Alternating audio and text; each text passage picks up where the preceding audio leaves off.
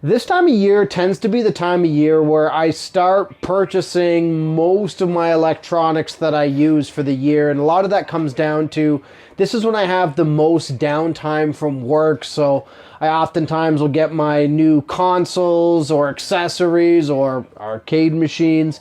And I get those around this time of year. And one of the devices that I was looking at that I was almost on the verge of purchasing but stopped myself was the Meta Quest 3. And the reason I stopped myself was I'm not sure that there's going to be much more appeal to having that over my regular old Oculus Quest 2. And in this video, I'm going to go over the reasons why I'm not going to be purchasing a Meta Quest 3 in 2025. So let's take a look.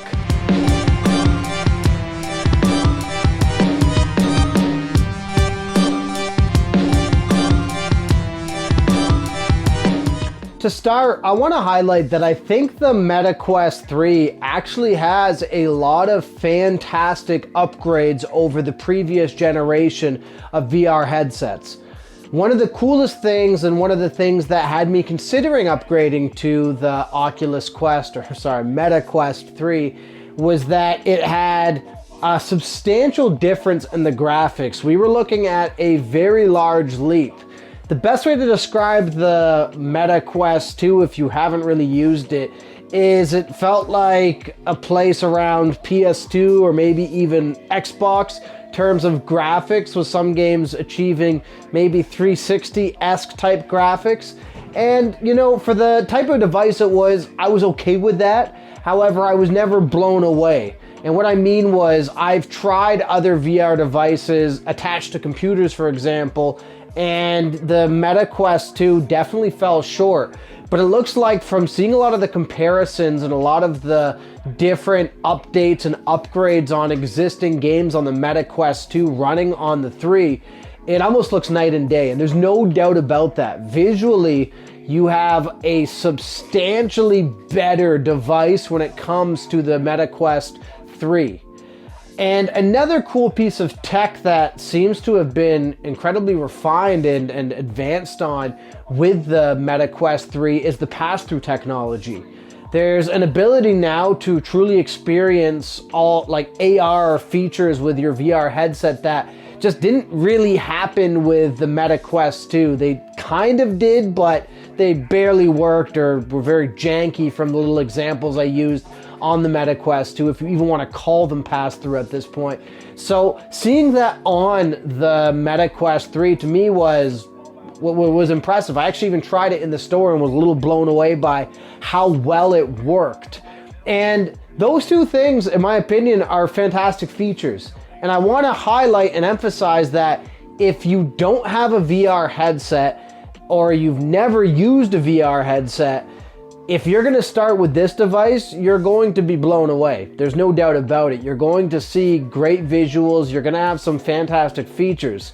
However, when I compare it to the fact that I already own a Meta Quest 2, and that's kind of who this video is aimed at, I can't see myself justifying spending any more money on upgrading to that until one core problem is solved for me. And that's more appealing games. My problem with VR over the years is that there's more of a focus on novelty style VR games than there are on quality single player experiences or quality experiences overall. And I want to emphasize what I mean by that. One of the best games that I played in VR, and I've actually revisited over the Halloween season, was Resident Evil 4. And part of the reason it was one of the best games was this was a fully fleshed out game built in VR that worked so well, and it made an existing game that I played on a console even better. In my opinion, it's one of the best ways to play Resident Evil 4 if you've never played Resident Evil 4. And that to me was an experience that I haven't had a ton of when it comes to VR games. And that experience in particular is a game that's made me want to come home, put this headset on, and play it for as long as I possibly can.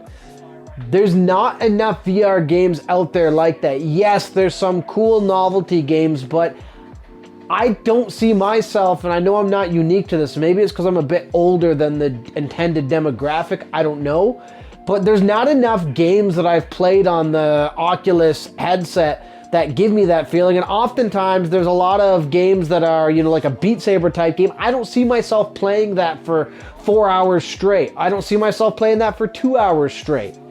And I think with the Meta Quest 2, what I learned was once that novelty of VR kind of faded away, I was scratching my head thinking, well, where's the AAA games? Where's the big games that I want to play? Games like Walking Dead were those types of games. That was a fantastic experience in VR. Resident Evil 4, that was a fantastic experience in VR. There's a couple others as well that were great experiences in VR. The problem is there's not enough of them. And it feels like some of the games that were being promised that were put onto these devices still haven't really come out. And I'm aware that with the launch of the Quest 3, there's some bigger name games, and I understand that, but the thing is I can still play those on my 2. And so when there's not a massive spread or a justifiable reason to upgrade to the latest device, I'm not finding myself overly excited to go ahead and say, yes, I want to get into the Quest 3. I want to jump on that train and start exploring that, because there's not a big enough library of games that to me are system sellers, as you'd call them back in the day when you'd buy an N64 versus a PS1 or that sort of thing. It feels like a lot of these games are still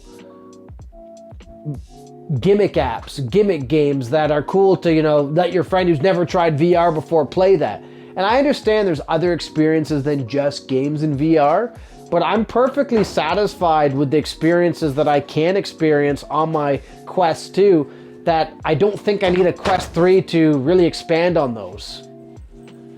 And at this junction, my opinion is in 2025, I don't see a justifiable reason if you already own a Quest 2 to really make the leap. I'm not seeing any of these big system selling games like San Andreas that was supposed to be coming out actually hitting the market. I'm not seeing any games where I'm thinking to myself, I need to get the Quest 3 because it's the only way to possibly play this. I do still play my Quest 2, and I still do play quite a few multiplayer games and those sorts of things on the device. It's just for the amount of time I use it and the amount of time I invest in it, I don't see myself looking at the Quest 3 as the logical next step until we start to see a better library of games where I'm going to be spending a lot more time in VR.